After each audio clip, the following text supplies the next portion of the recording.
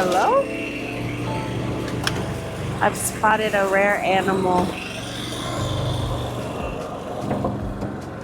Let's see if I can find it.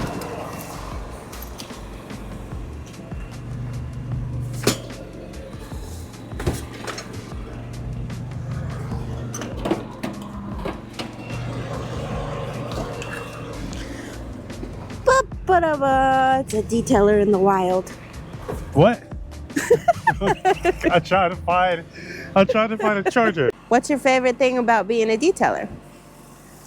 I would say making connections with people. I'm normally like, sometimes I end up doing some vehicles of people that I would have not normally been in the room with. So just getting to know different people, seeing the different lifestyles, seeing like going to different places of San Antonio, going into neighborhoods, it's kind of motivating to be like, dang, people really live like this, because I'm from a little small town. So some of this I'm like, dang, I didn't know people really live like that. But yeah, I would say that's probably like my favorite thing. Just having conversations with people, it has helped me like change my perspective on certain things. So, and it has taught me a lot. I've had people give me like really good advice, business advice, life advice, all that. So yeah, I'll say that's my favorite thing. Oh, big booty Bertha over there. Sorry. She's missing some hubcaps, don't show her. Oh shoot, she is. She is missing 2 hubcaps.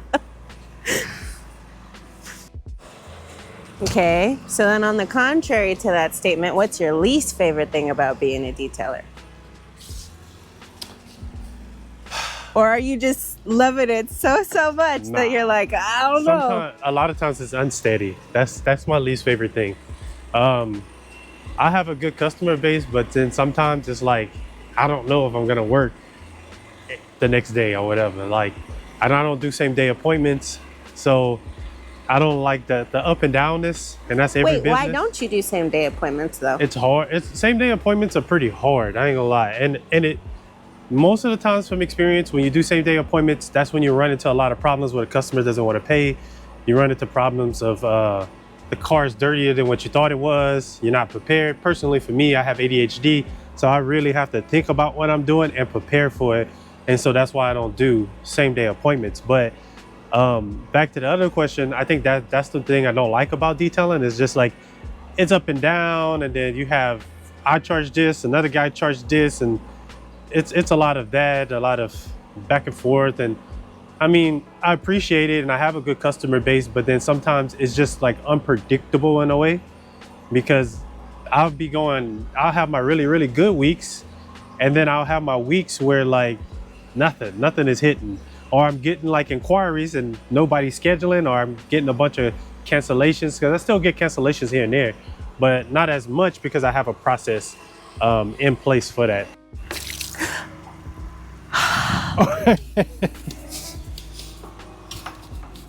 I was just down there. My bad. Yeah, my bad. What is your top 3 pieces of business advice that you've gotten throughout meeting all these different people that you get with detailing? Sorry, excuse me. I didn't mean to yawn. You yawning? I'm bored. No. Hey, she over here yawning and stuff. And my top cut. advice. Don't yawn. Never be tired. All right. Top 3. So, let's say, okay, your grandpa, Valerie's grandpa is a jeweler. When I first started, he told me scared money don't make money. He told me that. And that always kind of like stuck with me, because it basically is saying, if you're too scared to take the chance, you ain't gonna never know. What you don't know is what you don't know. So if you're scared, you ain't gonna never make the money. Simple as that. What's another one? If you don't stop spraying me with water, I am leaving. My bad. Hold on. It's gonna get loud.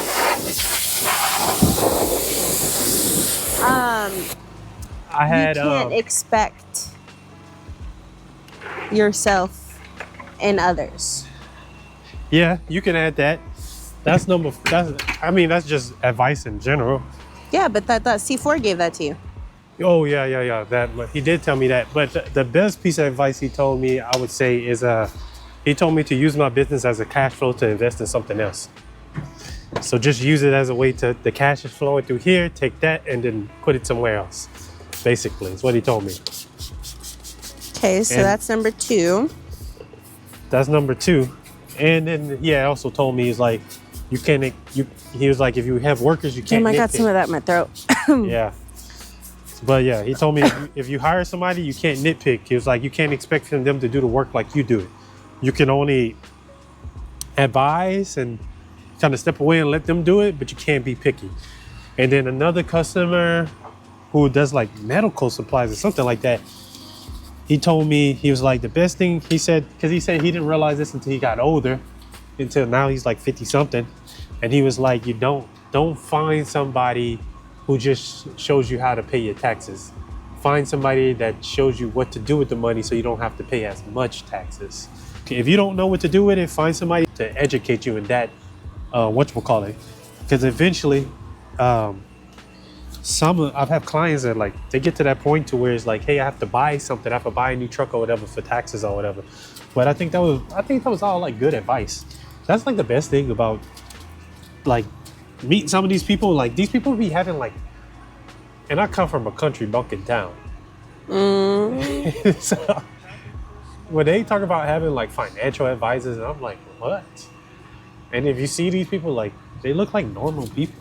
That just like, Back to the country bumpkin. I mean, you got one stoplight. one stoplight, no McDonald's, no Walmart, no nothing. You got to go out of town in order to whatchamacallit. There's no jobs in town. If they do, they only pay like $7, $8 an hour. But the cool thing is that like crawfish live in your backyard. The what? Crawfish live in your backyard. Like legitimately, they just be kind of walking around. Oh yeah, crawfish. But, And snapping turtles. yeah, but that's even the crawfish fields where I'm from, that's generational. That's a family thing. Those people, ain't nobody else making money off of that except them.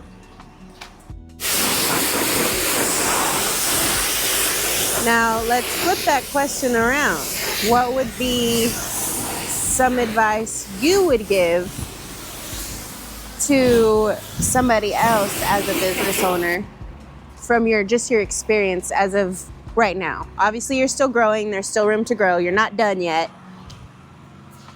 The best advice I could give people is learn money management first.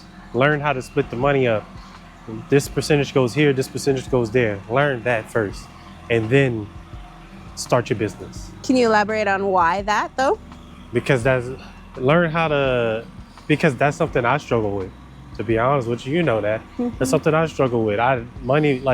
Just not money management, but like knowing, okay, how much should I take out? How much? And then you get different answers from everybody, and nobody knows if you're supposed to be charging taxes on this or charging taxes on that. So find your person or learn it. The best thing to do, honestly, probably learn it yourself first. Take the time to learn that type of stuff, all the money side, the business side, the detailing, that's second. That'll come. Like that's easy stuff.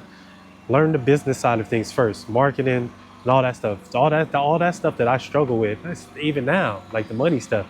Like people think I'm successful, and I'm like, nah, I represent the struggling detailer. Well, let's not say you represent the struggling detailer, but I guess you could say more so along the lines, you're the realistic side of detailing.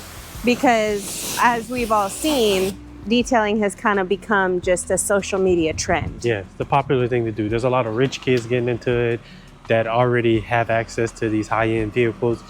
That's why you see somebody who's only been doing it 6 months, doing Ferraris and Lamborghinis and all the fancy stuff, because a lot of times their parents know somebody or whatever, which is not a bad thing, because my child hopefully should be set up too, to where she has access to that type of stuff. But if you don't have access to that type of stuff, those type of resources, learn the business side first of just running any business.